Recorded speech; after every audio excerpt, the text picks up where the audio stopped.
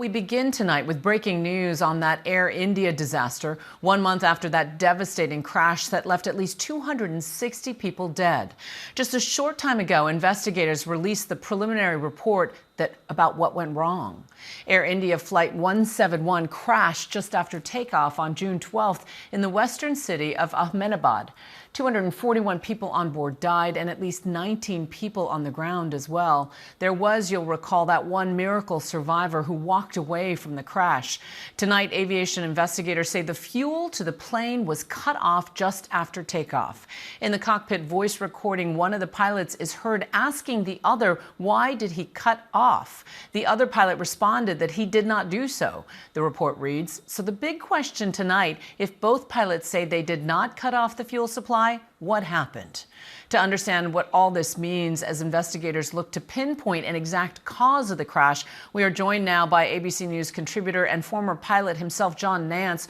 John, a lot of this preliminary report is focused on that plane's fuel cutoff switches. First of all, explain to us what those are and what happens if one of those switches is turned off during takeoff or even mid-flight. Well, they're the fuel and start ignition switches, and they're the heart and soul of the whole matter. When you fire the engine up, that's the last thing you do to put sparks in there and get the engine going. That's the last thing you do at the gate to shut it down. It's a lever lock switch. You have to pull it out and pull it down and put it back in, so you can't accidentally hit it and have it go off or on. So you can't just bump into it. Just how difficult is it to turn these switches off on a big jumbo jet like that? It just takes positive effort. It takes either a human hand or a simian hand, and there were only 2 humans in that cockpit. That's been confirmed now by our Air India. So only one of those hands reached down and turned off those 2 switches. We now know that. There's enough in this report, and it's devastating. There's enough in this report, Juju, to really tell us what we've got as the remaining question, and that is why. And so why is the haunting question. How fast, if at all, can a plane recover from essentially having its fuel cut off mid-flight?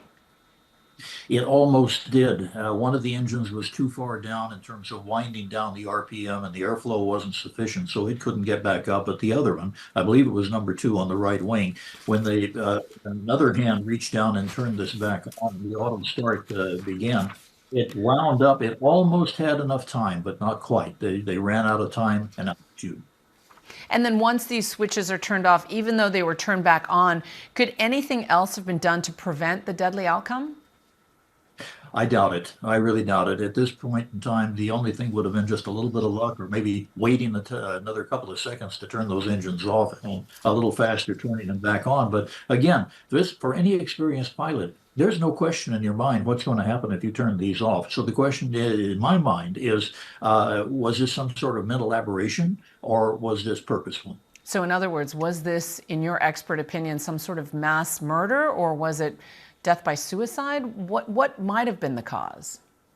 Juju, we've seen this before, unfortunately, around the world. We had the China Southern accident. We've had Egypt Air many years ago. There have been 2 other examples. And this is very, very frightening to all of us in aviation because it's so difficult to control what our minds can conceive. We also had a pilot try to cut off 2 engines because of an aberrant thought pattern. That was with Alaska Airlines some time ago, over a year ago. But the problem is this: we're just in a little box here, and that box says that somebody turned the engines off, and they would have known, since these are 2 qualified pilots, they would have known what the consequences were. So either there was a mental aberration or it was purposeful. So regardless of why, does this report, in your mind, rule out mechanical failure or a design flaw? Yeah, I think almost totally. Certainly when you talk about everything having been or circling around these 2 switches in terms of the cause of the accident, this is a feature that every jetliner has in one form or another. So a design flaw is really not something on the table. By the same token, the one brilliant thing about accident investigation is they leave no stone unturned. And the Indians have done a fine job here in this preliminary report. Well, John Nance, as a pilot yourself, as an expert in aviation, we thank you so much for your insights tonight. Thanks. Thank you, Juju.